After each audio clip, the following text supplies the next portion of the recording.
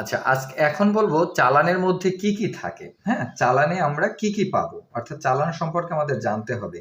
চালান কিন্তু মাল ক্রয় বিক্রয়ের একটি প্রামাণ্য দলিল, এমসিকিউর জন্য আসবে।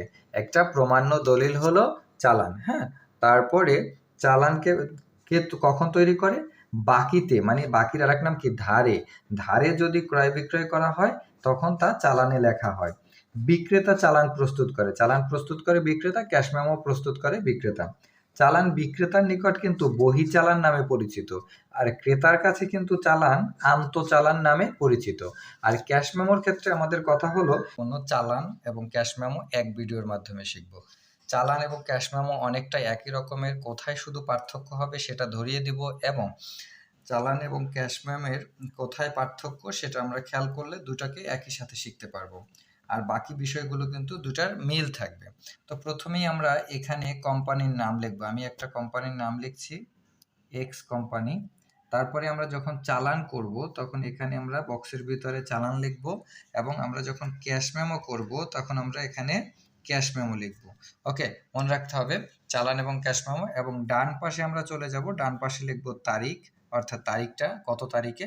এবং বাম পাশে আমরা চলে যেয়ে এখানে একটা জিনিস মনে রাখতে হবে, যখন আমরা চালান করব তখন লিখব চালান নং, আর যখন আমরা ক্যাশ মেমো করব তখন এখানে একটা পরিবর্তন হবে, তখন আমরা লিখব ভাউচার নং, ভাউচার নং। ওকে, আর চালান নং এবং ভাউচার নং, তার মানে মনে রাখতে হবে চালান নং হবে চালানের সময়, আর বাকিটা ভাউচার নং হবে ক্যাশ মেমোর সময়। এরপরে আসি, এখানে লিখব ক্রেতার নাম, ক্রেতার নাম। এই ক্রেতার নাম চালান এবং ক্যাশ মেমো দুইটার ক্ষেত্রেই একই হবে। আর নিচে আসবে যেটা, সেটা হলো ঠিকানা। এই ঠিকানাও কিন্তু চালান এবং ক্যাশ মেমো উভয়ের ক্ষেত্রে একই হবে। এবার আসি আমাদের যে মানে চার পাঁচটা যে আটকালাম, তারপরে মাঝখানে যে অংশটা, এই মাঝখানের অংশটাকে আমরা কি কি নামে ভাগ করব, এটা কিন্তু চালান এবং ক্যাশ মেমোর ক্ষেত্রে একই। তো প্রথমেই ডান দিক থেকে শুরু করব। এখানে মোট টাকার পরিমাণটা আসবে, মোট টাকার পরিমাণের পরে আসবে পরিমাণ, মানে কি পরিমাণে কিনেছি, তারপরে আসবে দর, তারপরে আসবে মালের বিবরণ, এবং তার আগে আসবে ক্রমিক নং। আশা করি পাঁচটা ঘর হবে। তো পাঁচটার ক্ষেত্রে আবারও বলছি, প্রথমটায় কি আসবে? প্রথমটায় আসবে ক্রমিক নং অথবা তারিখ। তারপরে এখানে আসবে মালের বিবরণ, মালের বিবরণ। এরপরে এখানে আসবে দর, এখানে আসবে পরিমাণ, এখানে আসবে মোট টাকা, মোট টাকা। এই হলো পাঁচটা ঘর। তো এই পাঁচটা ঘরে কিভাবে নিতে হবে সেটাও আমি বলছি। যেমন আমরা যদি দেখা যাচ্ছে যে চাল কিনলাম, হ্যাঁ, 500 বস্তা চাল কিনলাম, প্রতি বস্তার দাম 3,500 টাকা। তাহলে আমার এখানে লিখতে হবে চাল ক্রয়, কি লিখতে হবে? চাল ক্রয়। আর এখানে দর হবে 3,500 টাকা। আর আমি যদি 200 বস্তা কিনি তাহলে এখানে হবে 200। এরপরে এই 3,500কে 200 দিয়ে গুণ করলে আমার এখানে কি আসবে? 70, মানে 7 লাখ টাকা আসবে। ওকে, তো এটার পরে এখানে 1 নং দিব। এরপরে যদি দুইটা থাকে তাহলে আমি আবার 2 নং দিব, আর না থাকলে আমি একটাই লিখব। এখান থেকে বাদ দিতে হবে, বাদ কারবারি বাদটা, কারবারি বাদটা, কারবারি বাদটা যদি 10% থাকে তার 10% লিখে আমরা এখান থেকে, যেমন 10%-এ 70,000 আসে, এটা বাদ দিব। বাদ দিলে এখানে আসবে 6,30,000 টাকা, এইটা আমরা লিখব। তাহলে চালান এবং ক্যাশ মেমো দুইটার ক্ষেত্রে একই আসবে, পুষ্কর।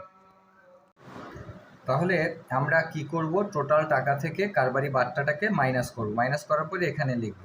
এরপরে এখানে টাকা আছে কথায়, তো এই কথায় আমাদের লিখতে হবে যে টাকাটা আসবে 6,30,000 টাকা মাত্র, এভাবে লিখে দিব।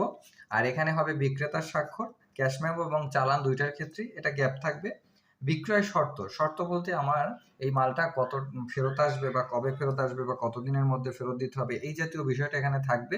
সেটা যদি প্রশ্নে থাকে তাহলে করবেন, আর না থাকলে করবেন না। মনে রাখতে হবে চালান তৈরি করা হয় কিন্তু বাকিতে ক্রয় বিক্রয়ের ক্ষেত্রে, আর ক্যাশ মেমো তৈরি করা হয় কিন্তু নগদে ক্রয় বিক্রয়ের ক্ষেত্রে।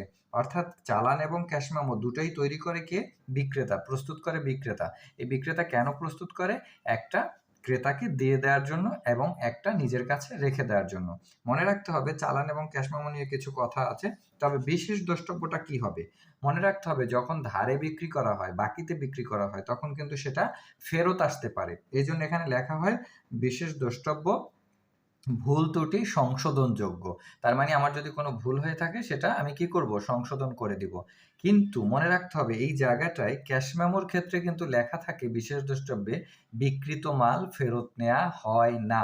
কারণ যখন আপনি নগদ টাকায় বিক্রি করবেন তখন কিন্তু আর সেটা ফেরত নিবেন না। তো এই জায়গার পার্থক্যটা বুঝতে পেরেছেন? চালানে হবে কি?